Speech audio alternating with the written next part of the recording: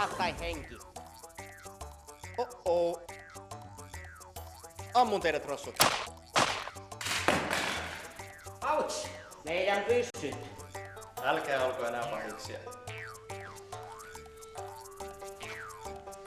Ei olla. Anteeksi. Hyvä. Minun pitää mennä etsimään pelastettava prinsessi. Hei. Olen lehmipoika ritaari puhtoinen, sankari uljas ja urhoollinen. Olen kuningas ja paha lohikärme vei tyttäreni. Kuka voisi auttaa? Minä autan. Prinssi on tuossa tornissa vankina. Apua, olen tornissa vankina. Ei hätää, prinsessa. Minä pelastan sinut.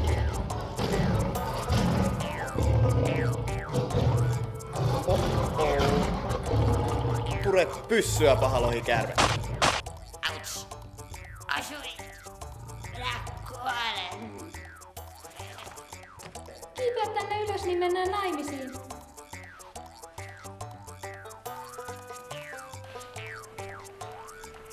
Tule jo. Kiipeä ylös hiuksiani pitkin. Hiuksia pitkin. Eikö se ole aika sadistista?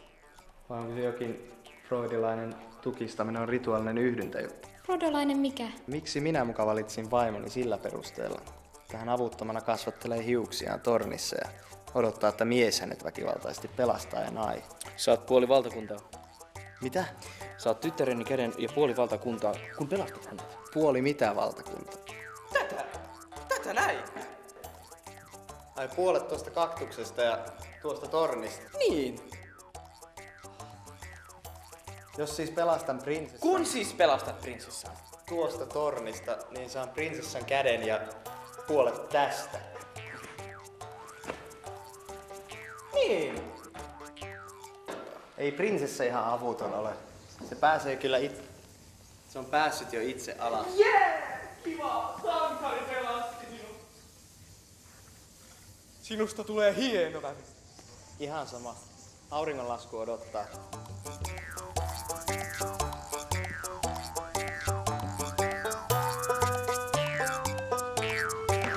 Mutta hei! Ei se käy. Et sinä voi lähteä. Nyt pidetään häät. Isot häät, joista puhutaan vielä vuosien päästä. Ja sitten te elätte onnellisina elämänne loppuun asti. Ei! Me ei todellakaan pidetä enää mitään. Ja sitten saat puolet valtakunnastani. Joo, niin saan. Puolet tästä. Hei! Älä riko! Hei, sinä olet kuollut. Mulla meni monta tuntia ton kaktuksen tekemiseen. Sinua on ammuttu, et sinä voi enää nousta. Ei se ollut oikea ase. Mitä? Ei ollut oikea se. No ei tietenkään. Näetkö muka luodin reikiä? Ei rosvot kuulu enää tähän kohtaukseen. Itse kuuluu. Minun tyttäreni, tämän valtakunnan prinsessa, on juuri menossa naimisiin. Sun tyttäressä on huono!